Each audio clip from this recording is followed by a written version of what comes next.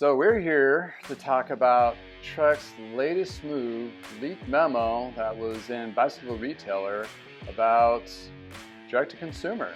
Trek is going direct-to-consumer, and that is not a shocker whatsoever.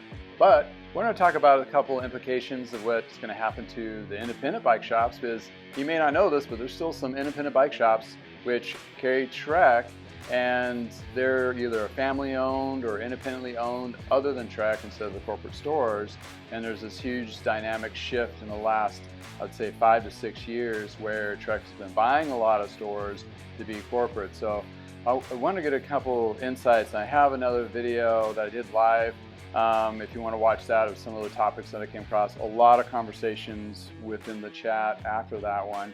So I wanted to bring in John Bradley here with 50 years experience, as well as he worked for Trek for a short stint of, not so short, but it was a good stint of his career. And he has probably some good insights of what the mindset of what Trek is doing, and where they're kind of, their hands been forced to do this, where they may have not initially wanted to do this, but maybe it was in the plans all along. But let's start off with that. The Trek has a history of leading a lot of things in the market, from bikes to clothes to products to doing things like acquisitioning or partnering up with companies like Le Mans, Gary Fisher, Klein, Bontrager, and all that over the years. Now there's a big kind of a stinky thing going on in the 90s,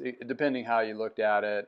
Some dealers didn't like those, being the same company owning several other companies, but a little more today you have like Pond Holdings, which has 50 companies. So it's kind of like you can't put them at fault, but there's sometimes underlying promises to independent bike dealers over the years, and those promises have been altered and changed. And granted, you can't, the field is completely changed. And we were talking earlier, the internet is vastly changed how we run business in the last 20 years, from bike shops to anything. But direct-to-consumers is not new. It's been around since at least Performance, if not sooner. I mean, I think, what was it, the Waltons, or no, the Woolsworth had a catalog for direct. Who was the first direct-to-consumer? Sears. Was it Sears? Sears. Yeah. So I mean, that's one I remember. Isn't it? Yeah. So it's not a new thing. But the direct-to-consumer, in my perspective, is one of the biggest companies that hit United States market was Canyon. Mm-hmm. And Canyon it's a German company, and they were doing direct-to-consumer. You basically ordered a bike, it shows up at your house, and in being from the bike industry, you're like, oh, what's this? You're having the customer build the bike. Mm-hmm. And I've seen videos of how they do the assembly. They made it super simple. Mm-hmm. And the quality of manufacturing from the 90s to now is vastly better. Thank goodness, because back in the 90s, I mean, we would have a box of parts, and you'd have to have the skill set to put everything together and readjust everything. And now everything's coming out of the box pretty about 90%. I have a couple of videos of brand new bikes that I put together that are direct to consumer. Poseidon is one of them, and actually not too bad. So seeing this, how Canyon has hit the market in the United States, scared the pants off of Trek, Specialized, and Giant, and other big manufacturers that are in the States, because they're undercutting the prices by $200-300 for the same bike-ish. Like a carbon bike with 105 was this price from Trek. Well, it was cheaper from Canyon. Will that drive customers? And Canyon's had a very huge success at that. And leading into, I know I'm getting long-winded, but I think we got to mention that Specialized did the direct-to-consumer, and finding out afterwards that they hired somebody from Canyon right prior to that. So you'd have to have a feeling where that person that moved over from Canyon went to Specialized and said, hey, I was either hired or this is what you should do to do the direct-to-consumers. And Specialized did a direct-to-consumer sales a couple of years ago, which did not go well. Dealers were mad about it. They're still mad about it. and they didn't do it quite right. And I believe Trek watched this and probably had to have a conversation going, okay, we're going to have to do this at some point.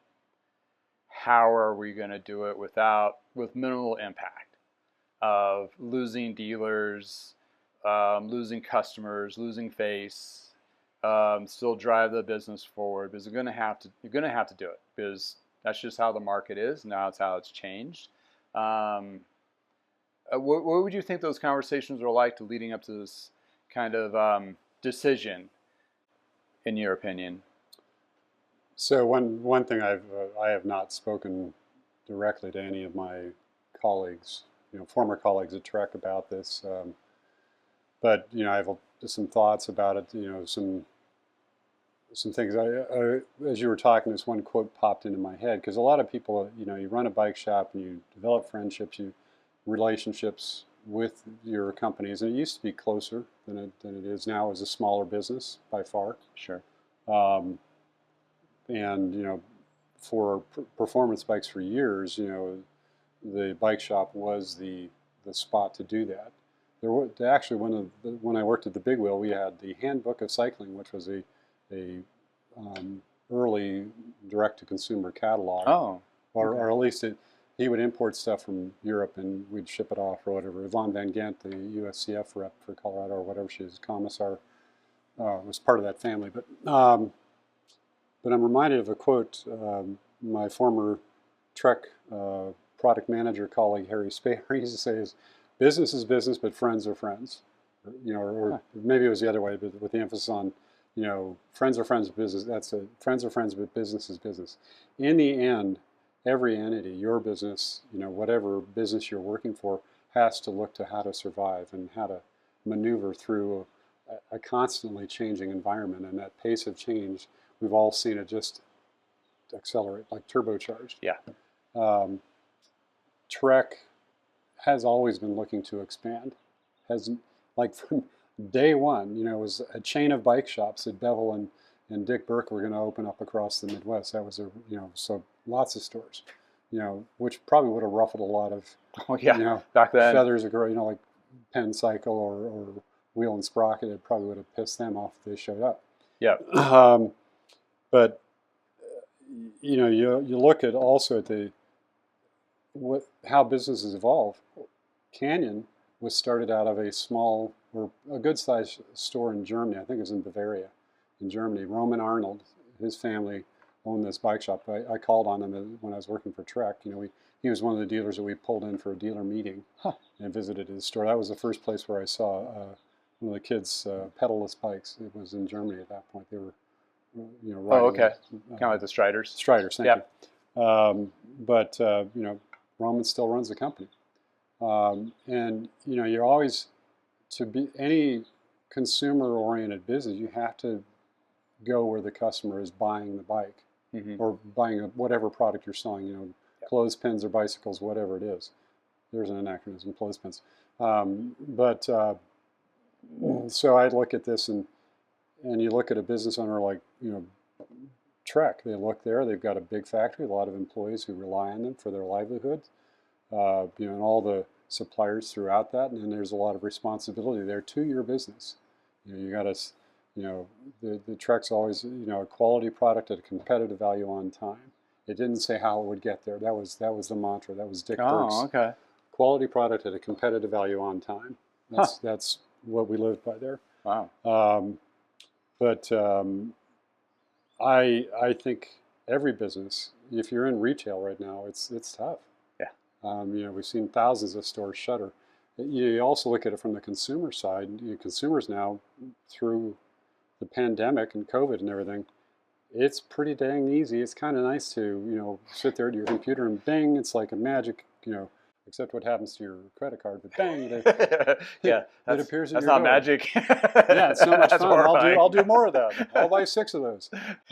So we paid what? There's that, and part of the reason, it's so damn easy, part of it is this self-inflicted injury by a lot of bike shops. And I think of, sometimes when I was responding to what consumers were asking for, like laughing at people who wanted lower gears way before triples became, remember when you had to have a triple here in Colorado. So somebody was God. going to ride the Yeah, Rockies, we have mountains. had to have a triple. I remember that. Yeah. And I would, we would laugh and like, just pedal harder, whatever, like, right. Or, I always remember, oh, I just get off the bike and walk, which is really clumsy to do in the old cleated cycling shoes we used to Yeah. use. Well, that's demoralizing. Yes. You're not supposed to do that.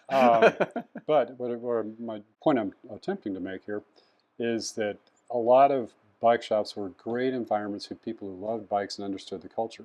If you came in from outside of that culture, where the bike industry has always wanted to expand, they weren't so friendly. Male dominated. Um, I'm faster than you are. Sort of things.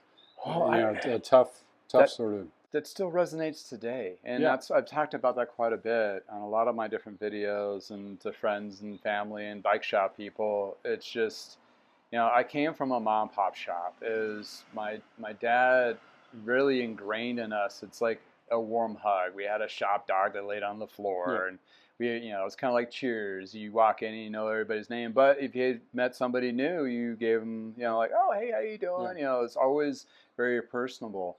And I go to shops today, and especially the corporate stores, when I walk in there, even though I've been in the bike industry for 30 years plus, 35 now, I'm intimidated.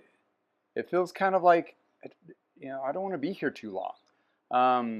It's either the price or how things are laid out. It's just not inviting. Well, the company stores really train people. It's like somebody, comes through the door, they literally time it. They do time and motion studies. You should engage them quickly. Oh, yeah. Yeah. I was in, even I worked at Big Five Sporting Goods, it was a big chain. So And I know the whole corporate Kool-Aid of, people come in, you want to contact them, but it's like a warmly, oh, thank you for coming in, or how you doing? And then you have a sales associate do a soft approach, like, oh, I see you're looking at backpacks, like that kind of thing. And granted, the sporting goods store is more of like you're wandering around a micro Walmart. It's like that's kind of, but the bike shop is so specific and specialized that when you walk into a lot of those, it's kind of like, whoa, and then you see these kind of cool bikes, but you look at the price. If you look at any of the price tags right at the front, it's like heart dropping. You're like, oh, $5,000? Whoa, whoa, whoa. Then you keep going, and they just the prices. You don't.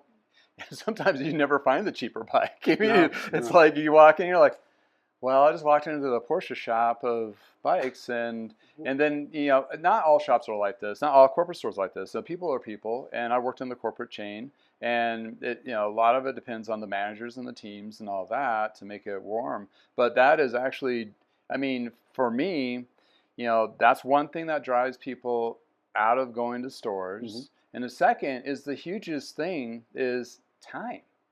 It's like, what's my time valued, right? For like a handful of things, yeah, you run in and you get it. But I got a huge shopping list, and we're doing this now. We'll just do this separate order, and then we'll just go and pick it up. Right. And it's, we don't have to walk around the whole store and get lost and forget something or whatever. And you're right. The whole buying population has been affected by the COVID because we all had to do that, and we found new habits of doing that. And several of my customers, I provide that warm hug, hopefully, to a lot of the customers I have now. And some of them have bought direct-to-consumer bikes. Mm-hmm. They have me put them together to make sure it's all fine-tuned and fitted to them, which is an extra step that they're not getting at bike shops now anyway, that fitting. Or I can totally see where Trek's like, well, we got to get that piece of the pie. Yeah. That's sitting on the table that we have to take. Yeah, it's really challenging. You're talking about pricing, and I'm with you there. You go in bike shops, and like, whoa. But part of that is you also look at what does it cost. What are you there for? You're there to run a profitable business, and rents have gone through the roof. Everything, all parts of it. Employee, every labor, everything's higher. Health insurance, so insurance, everything. If you sell a bike for $5,000 versus a bike for $500, you kind of got to go a little bit to where the money is. the thing I think that traditionally the role that bike shops, some did, some aspired to, some thought about it maybe, is inspiring people, bringing them along. This is a great thing to do. Riding bikes is great. It's fun. Yeah. Let's go for a ride. Here's come along on the shop ride type of thing. Yeah. And I think some of the corporate thing where they struggle is there is a bit of a turn and burn. There's been, one of the stores in Fort Collins has been like maybe a half dozen managers. Yeah. Since they were taken over. Acquisition. Yeah. Yeah. So there's no real feel or vibe to the store. Somebody somewhere else is making decisions about what looks good in the store. Kind of think about sometimes. I don't know if you watched the All-Star game, but they had the god-awful worst uniforms I've ever seen. Oh, the naked tan ones? That was great. Oh my God. We were watching that a little bit. Oh it my was like, God. it's disturbing when you're looking at it because your mind is tricking. You're like, I just looking at a half dozen naked guys on the field playing baseball. To me, what it was, and the person who made that decision was not the baseball team, the baseball team's ownership. It's because they sold that decision making to Nike. Oh. Nike designed it. In fact, from day one, everybody's complaining about how transparent, literally transparent, the uniforms are this year. I mean, that is case in point when you have somebody remotely thinking about what might work in a remote location. Sure. And do they get it? Do they care about the vibe? And meanwhile, business is dropping off. It's really challenging times. I mean, and unfortunately, there's how I feel about how things are done. But is there a right or a wrong way to buy a bicycle? I mean, right now, in terms of a lot of the quality, the mistakes you could make. One thought that popped into my head: if you were looking at an e-bike, and if you hop on the internet and you go to somebody from Guangdong, China, that you've never heard of, but man, is that a great price on that e-bike? Yeah. And I've never heard of that battery, or I've never heard of that. So you might order that thing, but you better check with your insurance agent about the battery fire issue. Yeah. If you're buying something that's not reputable, you haven't heard it. Canyon, for instance, I remember seeing when I worked with a trading company in Topic was our trading company for Schwinn. They did our quality control and stuff like that. They also were quality control for Canyon back then, where they started with mountain bikes. Okay. But you turn on the Tour. I turned on the Tour de France this morning, and there's Canyons into Peloton. They've ridden to stage victories. They're right there at the top. So you can't make the argument, well, they're not good enough. I mean, if they're good enough to run a blank Tour de France, they're pretty dang good. Yeah. Plus the value is crazy. I have heard some. The thing I think where you go wrong with some of these things is that if you buy an off-brand or whatever, and even some of the major brands are guilty of this. Like I had a friend who super strong cyclist, really fast, but his a bike, a DD2C bike, he crashed and broke the integrated handlebar stem combination. Sure. And they couldn't get him one for months, and part of that was due to the supply chain issues with COVID. Yeah. But there's nobody really, that gets kind of difficult. If you've got a dedicated part that you can't get from another, you can't go to the local bike shop and get your bike back running. Yeah. That could be an issue. But it's really complex. I mean, I love bike shops. I mean, I love a good bike shop. But it gets harder and harder every day. And the suppliers, they love bike shops too. They know where they came from, a lot of them. Some forget. Yeah. But they also have this company to run, and people, Sure. A lot of people rely, all the employees. Well, yeah. I mean, Trek added a whole bunch of new employees, adding another 500 stores or whatever the number is. And it's quadruple that number because that's how many people have to work it with district supervisors and managers and employees and all that. And I get it, and it was bound to happen, so it wasn't a shocker. And is it something that's going to help them long term? Sure, for dollar amounts, but them and as well as all other companies are going through a phase of restructuring, and hopefully within this big slap of we don't have all these customers that we thought we had, big slap or money. That two things will happen with this. Like the ease of direct to consumer. It seems like Trek is trying to help the dealers out in that perspective, and I'll talk about that in a little bit, or ask a question about that contractual agreement with the independent dealers. But the other part of it is it going to drive prices down? Like I mentioned before, Canyon was carrying Trek because they were cheaper. You would behoove you to think that Trek and Specialized would have, or in Pong as well, because they're in the game with GT and Cervelo and Schwinn, direct, and that's direct to consumer. Some of those are direct to consumer. I'm looking at a GT as a direct consumer, and right now, yes, they have a sale on everything because they can't sell it, so they have too much inventory and they're trying to sell it.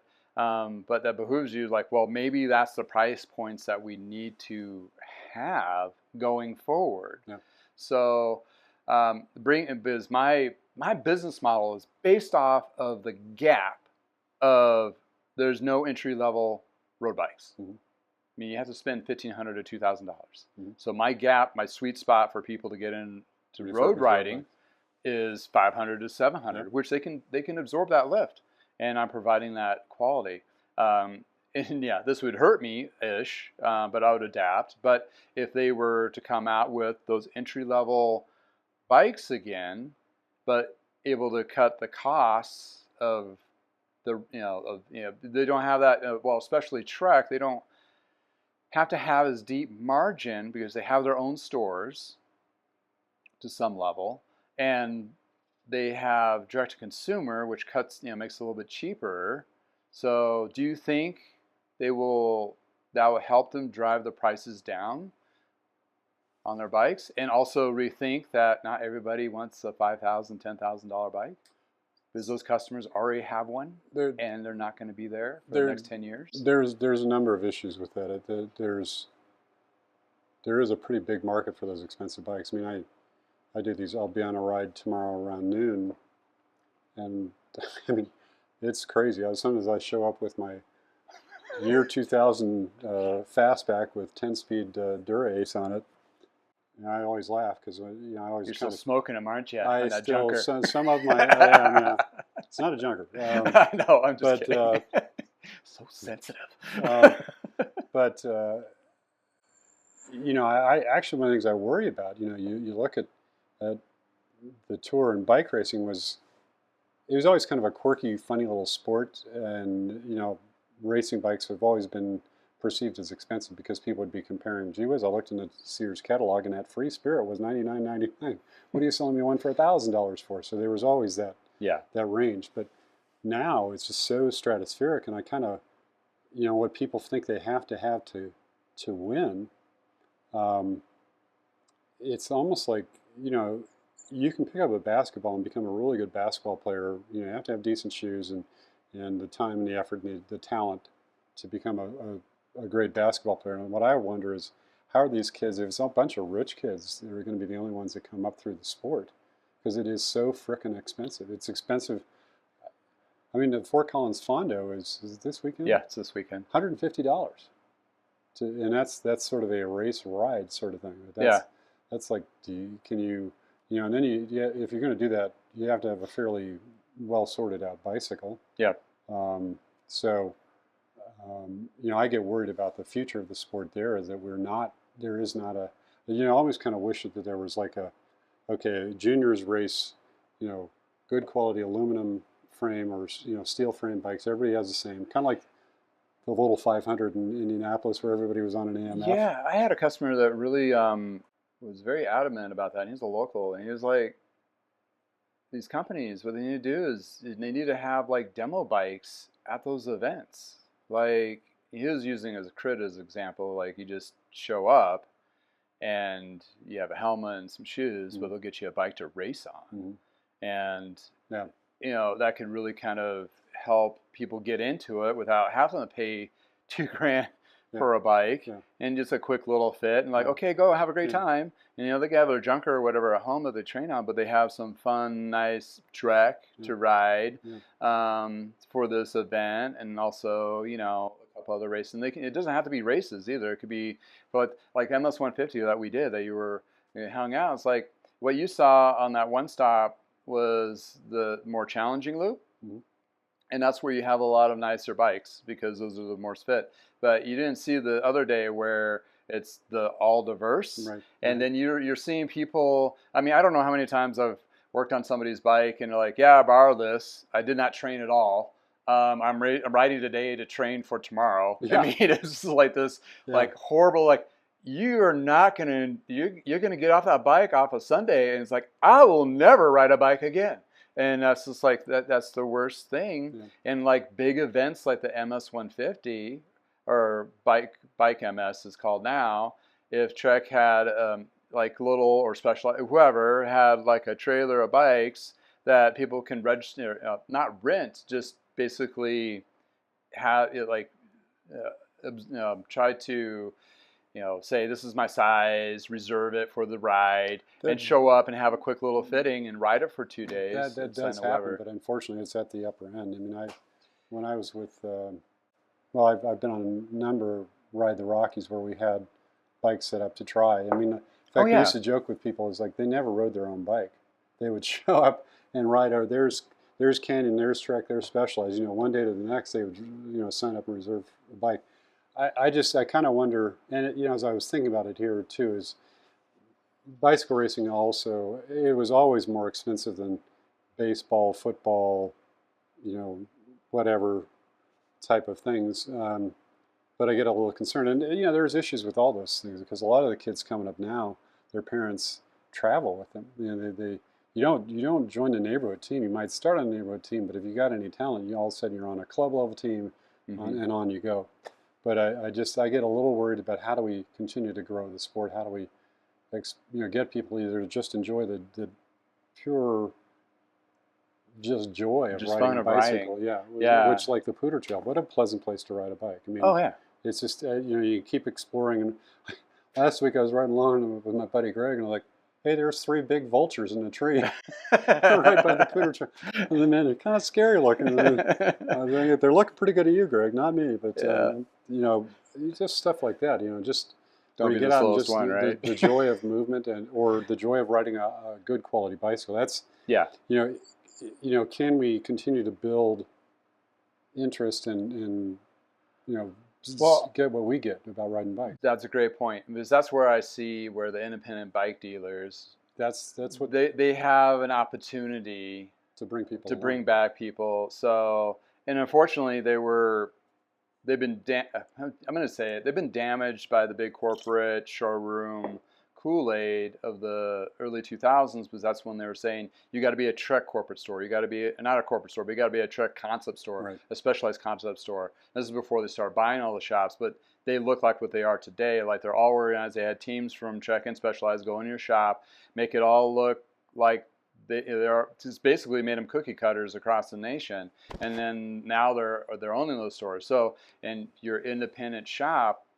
basically needs to rethink about it, tear that all down, and look at it from outside in versus inside out. Because you got to walk into take your own personal experiences and go through any shopping that you've been through, and what makes it feel more inviting, what makes it feel more comfortable, whatever that store may be, and then mimic that into your new revamped, remodeled hometown bike shop, because that's where you're going to get those customers to be confident. You're not losing those sales that direct to consumer.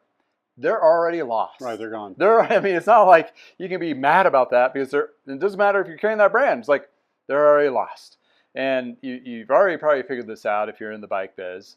If you're a consumer, you probably figured this out. But wouldn't you like to have a shop like mine that you just show up and go, well, you don't show up at mine, you may do an appointment, please. But you make an appointment or you show up and you go, hey, I have a problem with this, or I need a little fitting on my saddle, or for that, ask general questions. Oh, I was thinking about putting this on, and having somebody that's across from you, not being judgmental, doesn't project any kind of arrogance, super happy that you're there, and is more than willing to help you with whatever that you've either bought parts from somewhere else, to have done on your bike, or something newer that maybe whatever, or find something used.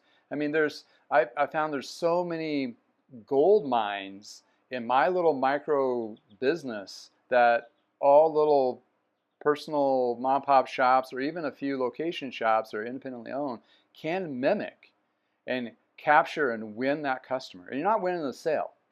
You need to win that customer when you're in a small business, because Trek and Specialized and Pond, they're winning the sales. So you got to win the other perspective. So which goes to the question of where Trek is very light-footed, rolled this out because they have some huge players still underneath their wing as independent bike dealers, which it's like you got two levels. You got little guys and you got huge giants. And the huge giants is Shields, Wheel and Sprocket, as we talked about before, Bike Mart down in Dallas, Texas.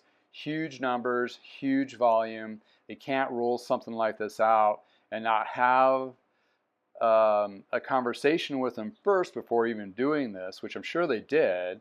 Did they take their insights and whatever? I don't know. But I'm sure they had to have something just at least to appease them. It's like, hey, we're talking about this in 6 months, not known to you, but we're going to be doing it, and or when whatever we need to pull that lever. But what they're doing is like you get a percentage of the margin in the territory, and this is all kind of a gray area. Is like what considers a territory. Because I mean, Shields, is that a bigger territory since it's a bigger shop? Does it overlap some of the littler Trek dealers, which are pretty close? That's something we'll find out later. But you know that they had to provide something a little bit better than what Specialized provided, because that was very stinky to dealers. But something a little more enticing for a dealer to get that sell commission or part of the margin, but they don't have to do anything. What's your thoughts on that? Well, a couple things. One is when you were talking about did they talk to their dealers, their customers. So these companies, not like Trek now has two customers. They actually have direct to consumer and then two retailers who then sell to the consumer. So Sure. They've got all these customers, and all of them. When I was at Trek, Orbea, whatever, we had groups of dealers that we would talk to about, whether it was fluorescent paint jobs, Yeah. or hey, we're going to undercut you and cut you off the knees, and we're going to sell direct, whatever. They all will run stuff by, and a number of influential groups of dealers, or typically have been the larger ones, can have a fair amount of sway. The other thing we probably really haven't touched on is what is happening in retail. A number of retail shops are being bought by people with a lot of money. Sure. In fact, what is it? The outfit, they were in Albuquerque. They are now up and down the West Coast. Is it Mike's Bikes? Yeah, Mike's Bikes. They're owned by Pond. Yes, they're now owned by. That's now owned by Pond. But you got that is happening. Chains of stores are happening because the other thing that's happening to a lot of retailers is a lot of people, a lot of retailers I called on, some of them are gone, literally gone. Yeah. Some of them have retired, whatever. People age out, and who's there to buy your retail business with all the associated challenges that come along with that. Yeah, so, it's not a good sell. We tried to sell Parker bikes when we were going down, and yeah, there was not enough blue sky to sell. Right. It's a tall order, So it is. They're all looking at, is this group of retailers, are they healthy? Are they going to survive? Are they? And it's always been a tug of war, with that.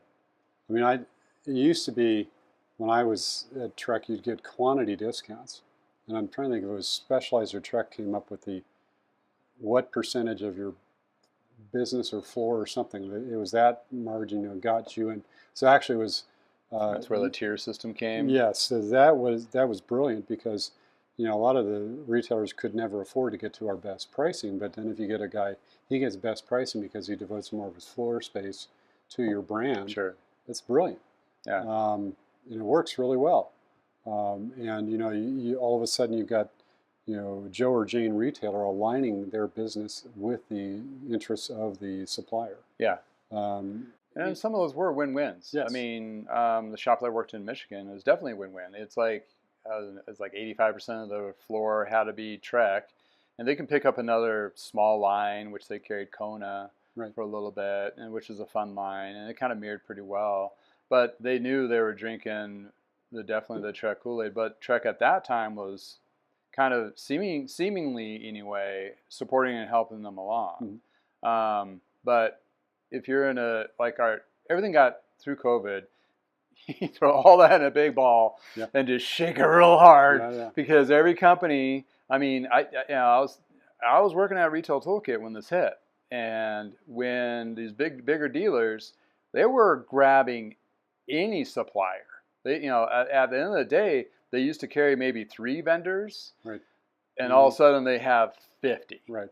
Because they just needed a bike. So open an account with this one and this one and this one, this one. And after it starts shaking down, now what are those? Are they dropping some of those lines or whatever? But we're looking at those bigger dealers and having to make sure you appease to them because they are bigger dealers that basically could take. They sometimes carry both lines, like Trek and Specialized, and they're like, we just tell them what we're going to buy. That's it. They have such a huge volume. There's always a push-pull in any relationship. Yeah, exactly. Who steers the ship, sort of thing.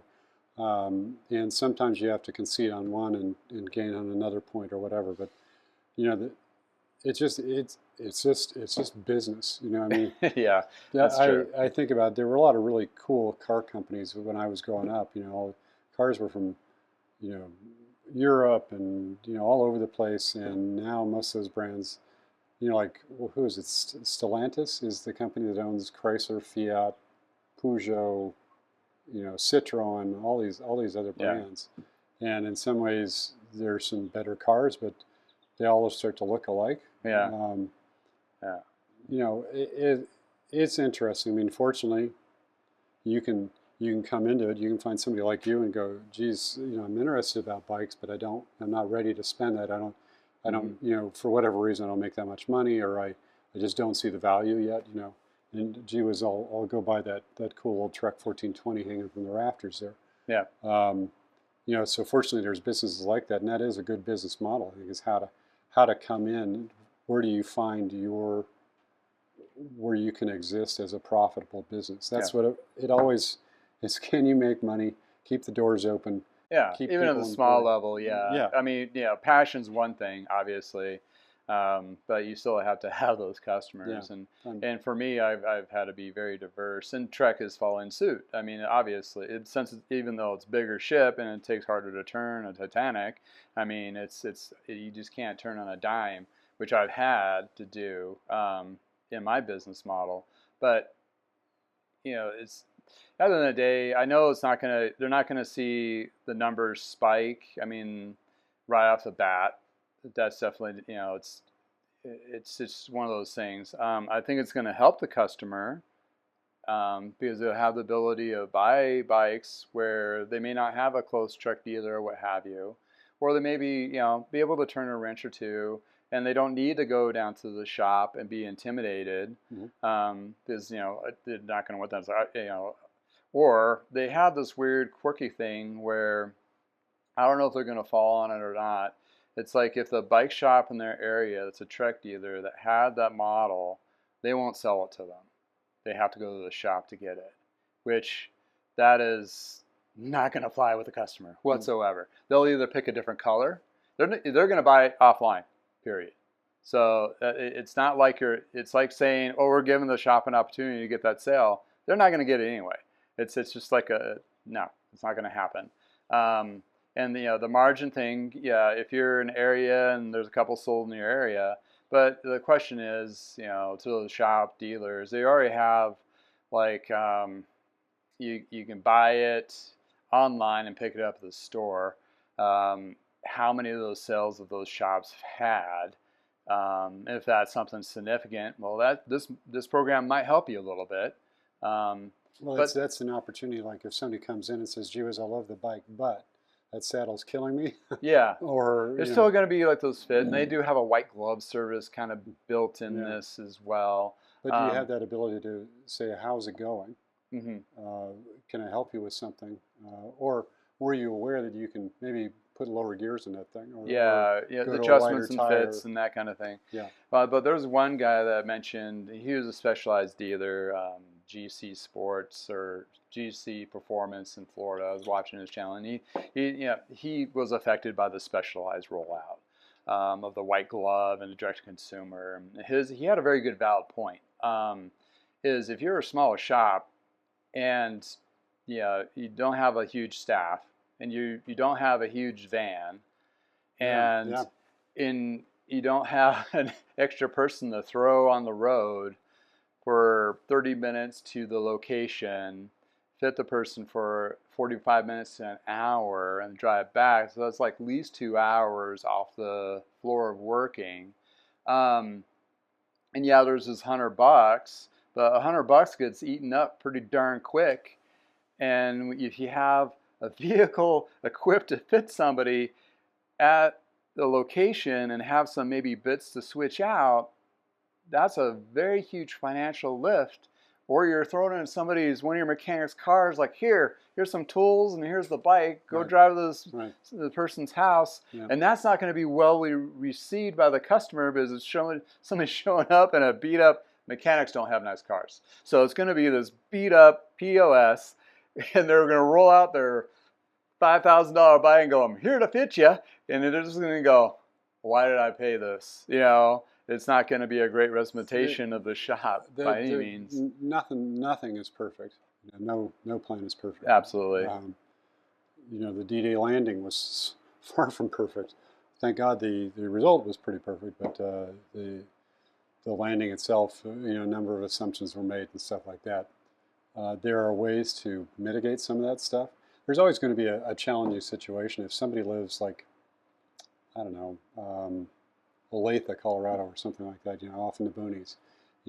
How can you service them and keep them happy? What are the expectations? Yeah. And a lot of people, customers understand. They're smart. I mean, they know that, or hopefully they should think about what it takes for you to do what they need. Yeah. It's going to be interesting. I mean, there's things about bicycle retailer shops were not perfect. Maybe people weren't listening adequately to somebody saying, "I need a different saddle," or "that handlebar stem is too low," or whatever, and didn't correct it. Then they went off to another store, and that shop lost them. So it's really challenging. I mean, it's kind of, when we were talking about when you were mentioning about the boom during COVID, and really what you literally are riding a wave. Oh yeah. And all waves hit the beach at some point. Yeah, it baffles me to no end that it seems like nobody saw this coming. But as we talked before, there was dynamic things at play that caused the situation we're in now, and that's where not the Trek or the Specialized, but the people that are building those products, the manufacturer companies, were putting such a huge leverage of purchasing requirements for these companies to take way more than they wanted, which is like, no, you can't order 100 chains. You have to do 10,000 or you don't get anything. And that's just a small micro, and that's what probably put the lead Kyle Cyclists and Planet Cycler to crash, because they had to take all that stuff and bills came to due, and they had no money. There were a number of things that were challenges. And then there's no demand. Like all of a sudden, like nobody's buying anything. That's the thing. I mean, I think we talked earlier about how through COVID, it's like, my God, I haven't seen a Univega in years, and here they're all coming out of the basements, out of the garage, out of the rafters. So there was great repair business. There were great business, and the thing is, as that wave hits the beach, some people stick with it. Some people keep riding. Yeah. Or whatever the fad is, and it just was so complex. The supply chains really screwed things up. I mean, one of the things that instructed the bike business is somebody would, they all fight for space in those container ships. Those are finite things, and the prices were going up because people were bidding for space on container ships. Some were getting into, some had better access to better ports and stuff. I mean, really complex, Oh wow. Okay. crazy, Think crazy. about that. Yeah, Yeah. and and that drove, like you got to do a larger volume because we've got to make this count, sort of thing. Maybe it makes absolutely no sense for your business, but it sure makes sense for mine, which is actually kind of the bottom line of what we're talking about too with Yeah. direct to consumer. But it's, I mean, I heard some things. I had a friend working at one of the major brands, and the sales manager was saying, we've got this boom and it's here to stay. And it's like, whoa. And the person making this statement should know better, or should have known better. Mm-hmm. Or maybe didn't care, I don't know. But, it always recedes. That it happened with the Stingray boom. It happened with the 10-speed boom that I came in with, back in the early 70s. The triathlon boom. Yeah. Mountain bike boom. Talking about, remember all those Miami Vice colored tri-bikes? Oh yeah. Yeah. So we'll see once a while. Yeah, they're on still out there. Craigslist, like, yeah. ooh.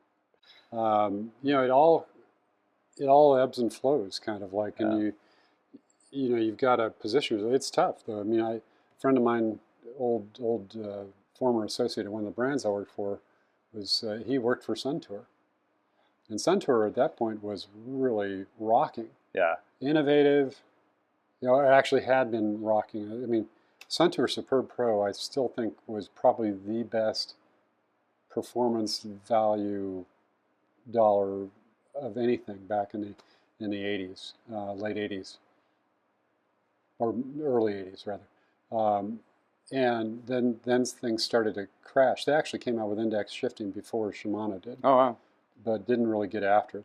Shimano, whatever, either they infringed on the patent or took advantage of whatever when they could come out with index shifting.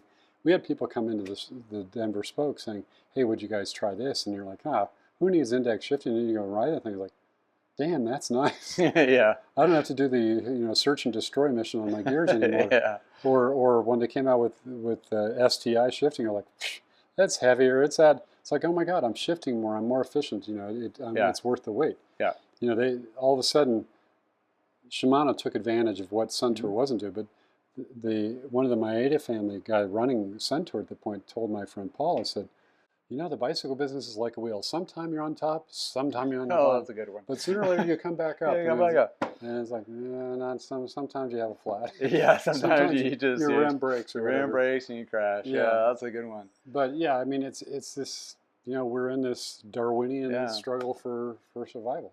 So with your 50 years of insight, we'll lean on this. I'll take my 35. I'm getting close. You only got me a decade and a half. Yeah. What two things you think that would be very beneficial for companies like Trek, Specialized, Kona, that what you've seen in the past, like 2 bullet points that would help them gauge going forward in our situation that we're currently in? Or 1 bullet point. Might be hard to come up with 2. It's really challenging. I mean, you're always, it's the old thing that you always want to keep your eye on the ball, and it's like, where's the ball? Where's the ball? What is the ball? What is the ball? And where is the ball? Seriously, we're at that point. It's like, are you in touch with your consumer? Well, it's really hard because they're always on the internet. they're going down some crazy ass rabbit hole. Yeah, watching me. Yeah. I mean, it's just, you want to stay close to what's happening, like how to make bicycles and bicycling better. I'm reading a book right now. I just picked it up. I heard it on the author, who's a professor down at I think it's Metro or CU Denver, and the name of the book is "I Was Killed by a Traffic Engineer." And one of the things that's happening is that our whole transportation system revolves around the automobile. That's where the emphasis is on those. Everything else we're second, third, fourth, fifth citizens, cyclists, pedestrians, scooters, whatever it is. We have to fight for recreational dollars for great trails like the Poudre Trail. Yeah. We're not taken seriously. Our deaths are considered an accident. Oh my God, that just happened. It didn't happen. Maybe it happened because the speed's too high on that street, because it's poorly designed, whatever. So are they making it a better, not only better bicycles, improving the experience for the customer, selling the thing, selling the joy of riding a bicycle, but also enhancing the experience? Because, I mean, my wife Peggy, told me one time, and this really kind of resonated, got through my thick Irish skull.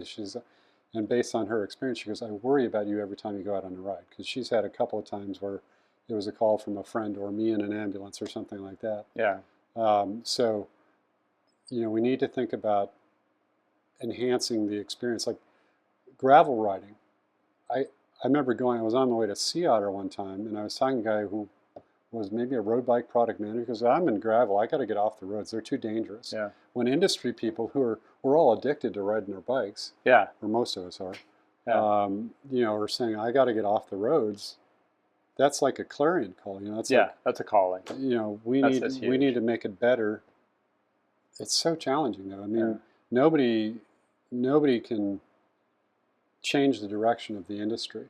We're always reacting to things, but we can do little things. Locally, you can work with, is your community, town, city, state a great place? Are you talking to your local elected officials about? Yeah, do they have plans for trails and 3 feet or 8 feet of, when they're redoing a road, are they putting in bike lanes and all those things? And we've been fighting about this for decades, and it's one of those things. And there's very good groups that are actually advocating for just cyclists in general. And we're very lucky here in Colorado, where, especially where we live, there's like bike paths everywhere. There's a lot of roads which have really defined bike lanes, and even then, like you said, people still think, and that's probably a good perspective for a big, you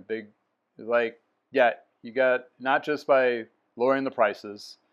I mean, you can lower them all day, but you're still going to have gripe.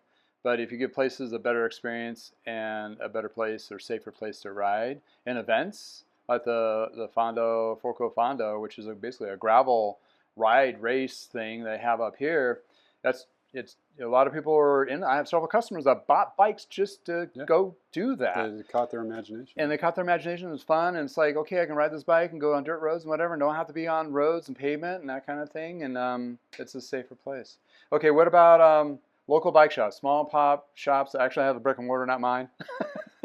Maybe them too.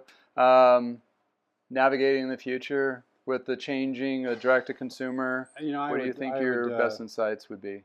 I would say it's kind of like a version of don't get mad, get even. You can't control, you can't control the track. You can't control track specializers. No, never had. They do some good things. They do some bad things. They've got to do what's best for their business. You've got to do what's best for your business. Are you? And I try and do this in my own life. My God, if you saw my garage, it's kind of out of control, but it's getting better. Well, let me know if you need help with that. Okay. I can sell some of your stuff. Yeah. But are you, like that, what we were talking about with making bicycling better? Peggy, call me. Yeah. She'll do it.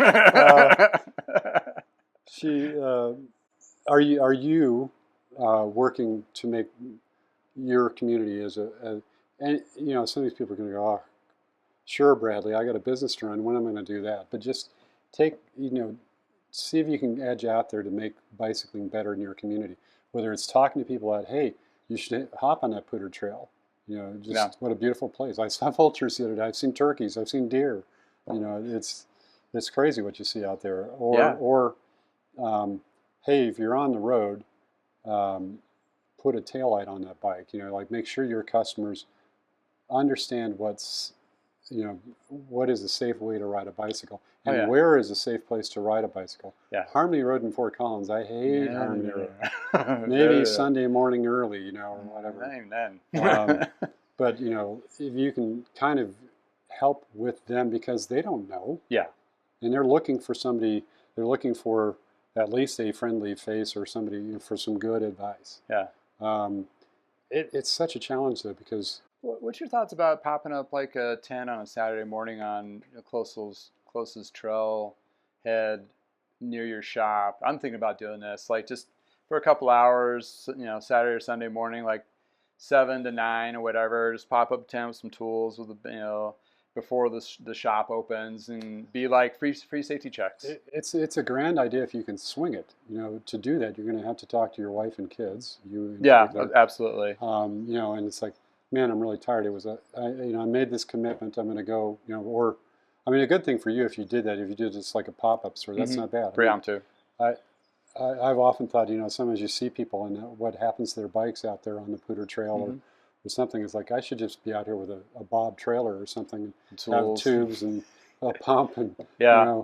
a little maybe a beer for some people if you're having a tough day. But there's use your imagination. Have fun with it. I mean, that's the other thing too. If you can, I mean, we all got into this. Maybe the business is fun, or riding a bikes are fun, or both, or whatever it is, have fun with it. I mean, it's fun. And I think most people get into the business because you're helping somebody enjoy their life better through cycling. Yeah. Let me improve your experience. Yeah. Which is, it's like, and again, people are going to, God, Bradley, I got to just keep the lights on. I got to pay my employees. I don't have time to, the wherewithal to do. But yeah, use your imagination. Yeah, I think we had that in the 90s in our bike shop, where there was a lull after the bike boom before Lance started winning stuff. And we were being very creative. I mean, we were like going door-to-door flyers and stuff like that. But not to say you need to do that specifically, but we were forced to think of different ways, and we actually branched out and started renting skis and snowboards in the winter. Oh, yeah, I remember. And that helped out with the off season. That was a real pain in the ass in March, because that's when both seasons overlapped.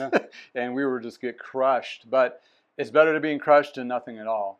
And for me, for this, what I'm doing, and you're watching me on YouTube, this is my off-season crutch. I mean, that's where it started, and it's become a thing. And it's, any of those, there's so many different things nowadays that grassroots guerrilla business, I'm going to call it. Like, you're doing all the things, different things, and it's not just one. You got to throw 100 things at the wall, and something will stick. And next week, when you run the other 100 things on the wall, something else will stick. It's not going to be the same thing week to week, to month.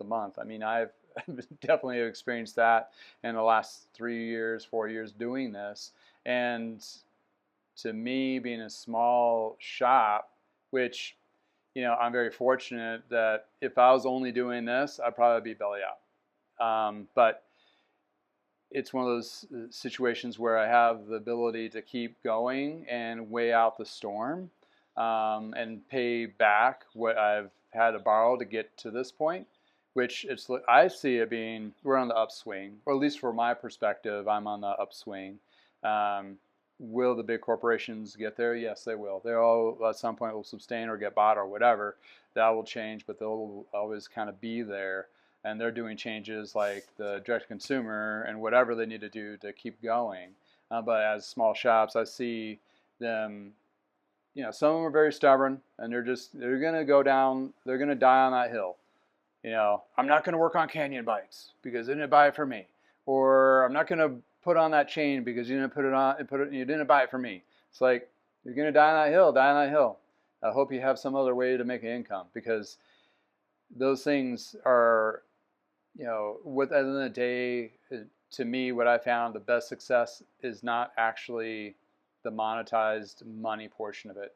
Is actually helping people, like doing the MS or the bike MS. Yeah, I don't get very many business transactions from that. But for me, it shows me my customer base, the customer base I'm looking to help. I just thought of one thing. That's where I come back to the shop and I'm like, oh, this is how I do it better. Yeah, I may have not made a tune-up sale or a bike sale or a part sale from that event directly, but I come back a better person, a better shop owner, a better employee, a better advocate to cycling.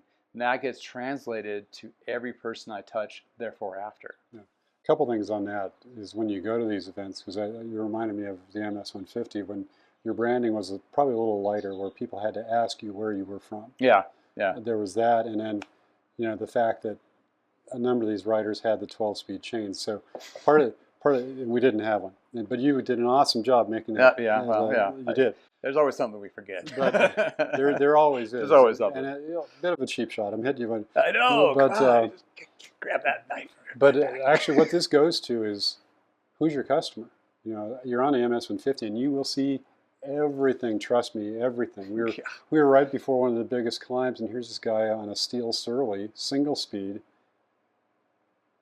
approaching my age, definitely between the two of us. Yeah. You know, so over 50, not less than 70. So we'll say that. But he was going to go climb up Horsetooth on the single speed. I'm like, okay, but you had to be ready for that, and then also for the woman who just came on that. That was a beautiful bike. Yeah, and she would not have had a problem if she would have not crashed. Right. And that was a crash in front of her that caused her to crash. It was not the fault by her own by any means. It was just affected by it. That comes to that know your customer. Yeah. You know, what do they need? You know, what am I here to do? Yeah. What are people riding now? Yeah. Don't demonize them. Actually, you talk about if somebody buys a Canyon and it pisses you off, get mad at Roman Arnold. Don't get mad at the owner of the bike, because they just bought a beautiful bike and they want you to say, "Wow, cool bike." Yeah. Which it is. Yeah. But you know, and branding. You know, make sure they know who you are. T-shirts, hats. Yeah. You know, you can't go crazy. Obviously, you have to make it make sense within your business margins, but make sure they know who you are. Well, you know, events like that, I mean, most people are just happy to see somebody at least try to help. Yeah. You know, They're even though I didn't have the right chain, but I got a chain on her to work to get her to where she needs to be. And I gave her very good direction to get it fixed for the overnight, which she did. I saw her the next day. Told her where to go. And she was like super happy. And was like, okay, this is what you tell the guys at the shop so they don't like take you for a ride and replace everything. You just need this and this, and they'll get you out the door, hopefully. And they did, and they took care of her. She didn't have to spend more than $100, and she was able to ride her bike the next day wonderfully. Yeah. So, I mean, for me, it's like, yeah, there's a couple learnings. There's always a couple learnings when I do events like that. Like, oh, I should have brought this. I should bring this. I should have a hat, whatever. But at the end of the day, what I got out of it is, and then I've just enlightened on this, talking about enlightenments, that I'm getting more out of this event by doing it, because it's changing my behavior. It's changing my stagnant bike shop behavior. It's putting me going, oh, you know, yeah, the person that comes into my shop, he may not, or she may have not ridden the bike MS. She may have not done any show rides or anything, but I'm treating her like she did. Right. And I'm like, you're here for the warm hug. And that helps me provide a better warm hug without being inappropriate. Right.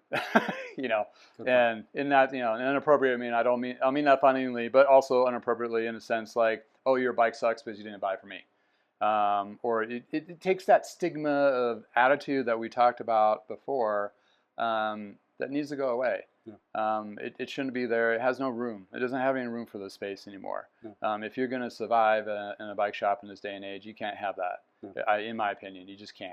You give everybody a warm hug. If they have that Huffy or that Ross bike from the 70s or whatever, the bad one, not the good one, you're gonna, or the Free Spirit, that's another good one. Like, you know, my dad had a saying that says, "Don't get Huffy, have a Free Spirit." About that Murray.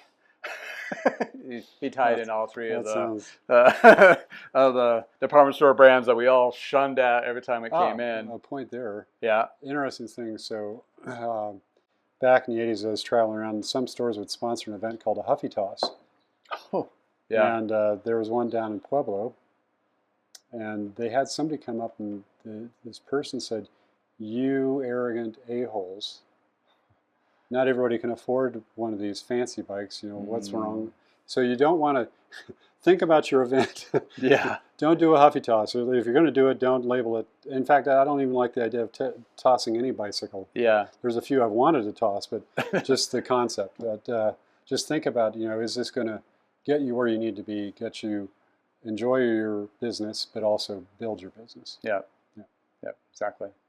Well, cool. I think we talked that one to death. D2C, here to stay. And It is. Yep. That's fine. You just need to figure out other ways to run your business. You have to figure out other ways to be a customer. You're still going to need help, either from people like me on the internet or YouTube. They give you advice, or go to your local shop. And hopefully you have a good little local shop. They're still out there. Yeah. I mean, they're still needing more than happy to take care of your needs and so forth. But I don't think, for me, for this big news from Czech, another leaked memo, they're just restructuring, and it's nothing. It's not a big shocker by any means. By any case. Well, thanks for hanging out with me in the garage. Thank you, John, for hanging out with me in the warming, soon heated garage. I got a heated garage in the summertime. It's nice in your neck of the woods. I am enjoying the fan here. Yeah, I got a couple little silent fans. They're great. Yep. But yeah, if it's nice in your neck of the woods, please go for a ride. Yeah. I'll have information below. Please throw some comments down if you have anything or any opinions on this. I'm sure a lot of people out there do. And thanks again. Ride your bike. Ride Tell your bike. friends. Yeah, wear a helmet. Be safe out there. And thanks again. Welcome to I Know a Guy Bicycles, hanging out with the guy. Hi, I'm Justin the Guy. Obviously I have a garage shop. Take scary out of used, one bike at a time. If you want to be kept up to date on latest projects and topics, please like and subscribe.